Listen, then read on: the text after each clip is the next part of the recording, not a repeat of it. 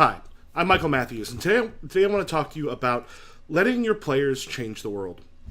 Now, one of the things that role playing games give us that childhood cops and robbers didn't is boundaries. We know that you got hit by the bullet because you rolled a 15. We know that you're okay because you took 12 points of damage and you've got 8 hit points left. And these boundaries let us play the game part of a role playing game. They let us look down at our sheets and our rule books and let them do a surprising amount of work for us. The idea of a dungeon is putting the players inside of something that could mostly be run by an AI. It's not a bad way how to learn how rules work because the boundaries that your characters have are really well defined. You're inside the structures and your abilities let you do X and the monsters are going to try to kill you and eat you, so everyone, the GM included, can be pretty sure where things are going to go.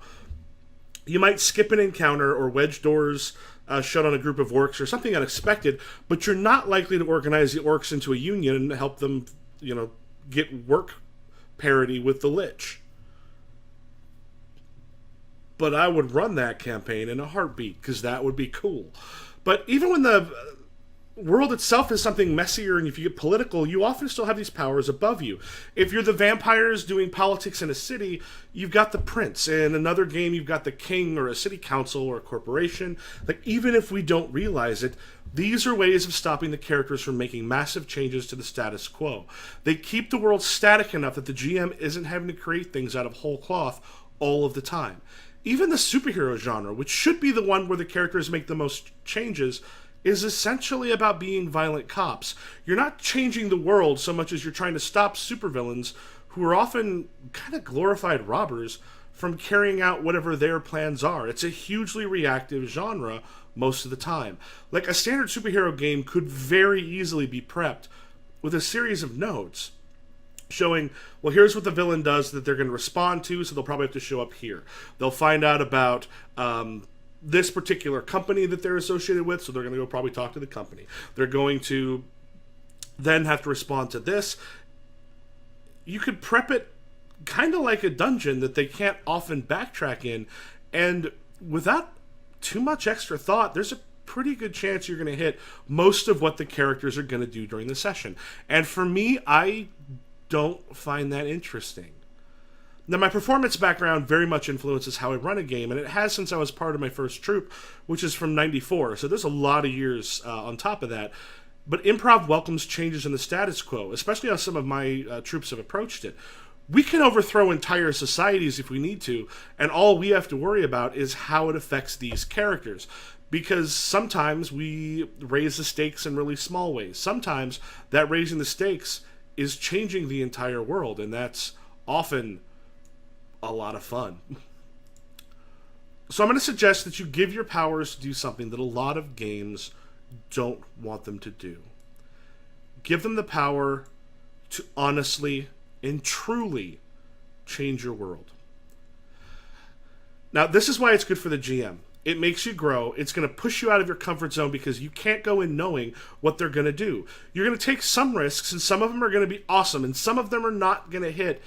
But the players are going to take a surprising amount of that weight off of your shoulders because you're going to learn how to spin story threads because the players are going to start that work for you. The momentum will be coming from them.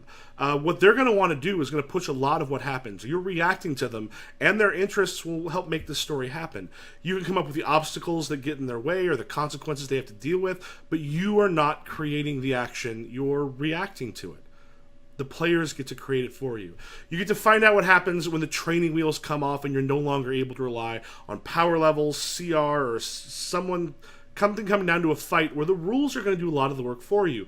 You get to be the NPCs and see the players stop relying on their character sheets and the rules and become these characters because they are so powerful, it kind of doesn't matter that they've got all these powers. Now it's just, what are you going to do with it? And you also get to be utterly and completely surprised. You get to use the momentum the players create to catapult the game into places you could not have possibly imagined when you sat down to play. The world becomes a character in the way it often can't be in other games.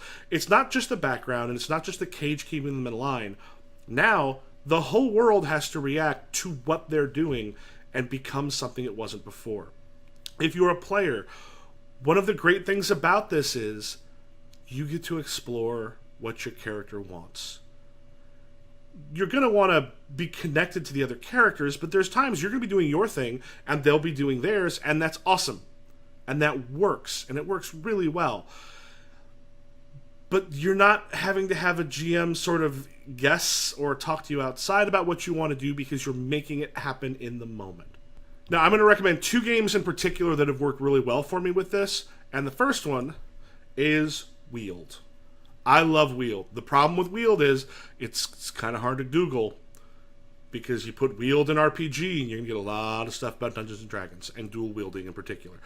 Wheeled is by John Wick. You are playing an intelligent, ancient item of power with massive powers and the wielder of someone else's. You have so much power that literally in the first half hour of campaigns that I've run of this, one of them we had a player character in the first 5 minutes wipe out an entire army, raise them from the dead, and siege the city that one of the other wielders was actually inside of. And it happened like that. That no longer, like the whole thing about getting into the city is no longer a problem. It doesn't become a whole session. It's something they do fairly quickly. We've also had ones where a item is trying to make a midwife kill people, and she's fighting against it. We have had players take over entire kingdoms in within half an hour. This stuff moves very, very quickly. And at that point, they get to kind of play what it is that they want to do. Now, what I suggest doing, because I found it very cool as far as creating interesting framework, is Wield has kind of under its hood this idea that the Vacha, which are the items, wreck the destiny of the people that they've gotten. So we use Microscope to create what was supposed to happen in the third age of the world, and part of the fun was going to be seeing how the players screwed up what the plan was for the third age of the world. And the cool thing that happened is literally session 2 of actually playing Wield, which is a super simple game, one of the players destroyed the entire rest of the timeline. There was an event that was supposed to happen that everything was going to come from, and he completely, he changed it because of the amount of power they had. And it was amazing.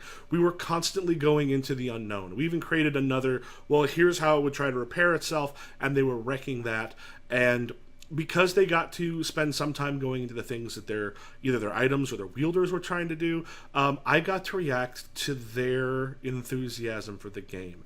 And there was not a single session where at some point we did not all burst into laughter because something had happened that not a single one of us ever would have thought might occur. The nice thing about Wield is the system is so easy to use, and giving the powers and stuff is all pretty simple, that it doesn't get in the way. It goes fast. You get to pass it off. You get to deal with an amazing amount of power where the characters get to change everything.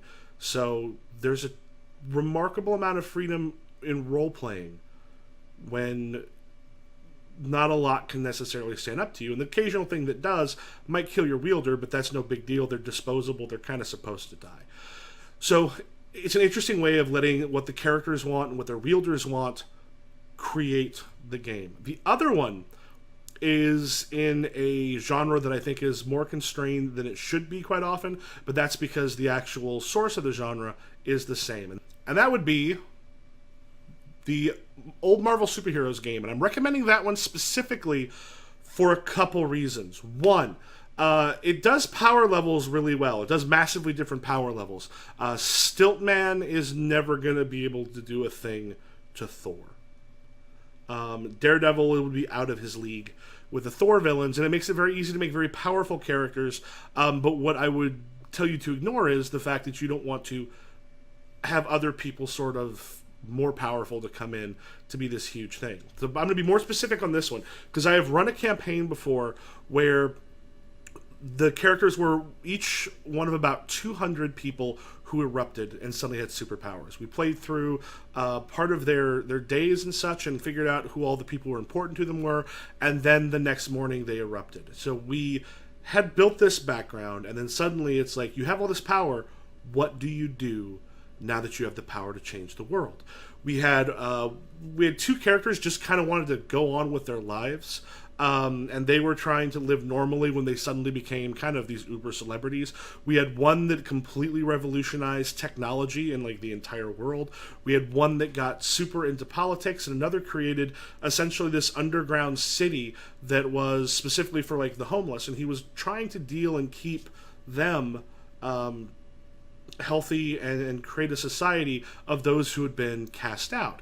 And these are never things, not only are they not things I would have thought of probably myself, they certainly wouldn't have all been in the same campaign. So what we did is I gave every single person who erupted a power package. This actually had like flight, some sort of like body resistance or armor kind of thing, very high strength and agility. All their physical stats were really high. So they all kind of start, even before they have a single like power unique to themselves, kind of at Thor level. So I put them all around Unearthly or Shift X. That's the standard baseline. Just to let you know, that's like Unearthly is 100, Shift X is 150. A standard person has typical ratings, which is 6. So their health is like 24 or 30. So just would demolish a regular person. Tanks and stuff would not be a problem. They're really powerful. When I asked them the powers they wanted, I was like, don't make them combat focused. They're already going to be super strong and have super reflexes and these great defenses. Having an I-beam is not going to make you special. Controlling energy, awesome. Telepathy, cool. Being able to create and control cities, super awesome. Someone who can transmutate substance into incredible machines they can control, killer. You're getting out of this idea of my powers are made for combat and more my powers let me change the world. Have them think outside the box and make their powers about that. Not about being an individual in the world, but changing the world to become what the individual wants. Play them without the superpowers for a bit, meet the people they care about, find out who they are, and once they erupt, everyone in the world is now super powerful. Like, getting money would not be difficult. So there are going to be places where they're going to, like, create regimes, and what I would do is scatter them all over the world. I would randomly have people in different places that they would sometimes hear about, but in real life, we tend to avoid fights because, well, they can be dangerous. And at this point, they are so powerful that you can just sort of allow them to know that, like, if you get into a fight, we're talking city destruction is a possibility. There's all these other things. Make fights a bad thing for the same reason they are in reality. Plus, they're normally not all that useful. I mean, why would these people be punching each other? There's 200 of them in the world.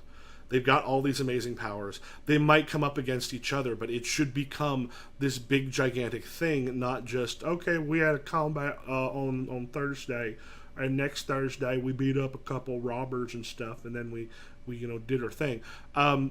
Let them discover who they are as a person through what they do to the world, how they want to remake the world. It will become clear who they are as a person through those actions. And those ones, one of the very cool things is they can do the kind of weird things that maybe they had thought would be neat if someone became a superhero.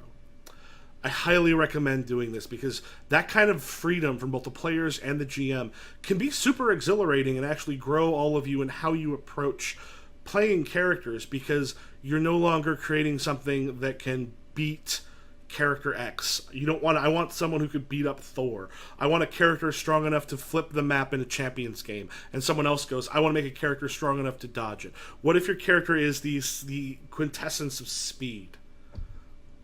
What if your character is able to create things for people that their best selves want? What if someone is able to literally separate the good and the bad out of people? What happens to a world where they can take the worst parts of you and rip them out of you and create something new? If a player decides they want to do that, I am 100% all in, because there are going to be consequences from that kind of a really cool, awesome power that wouldn't be feasible in a lot of other games. So, if you have any questions, please leave some here or contact me on Twitter at ImprovGM. If you're looking for some help to create something like this, I would be very happy, because I think these are some of the coolest campaigns I've run.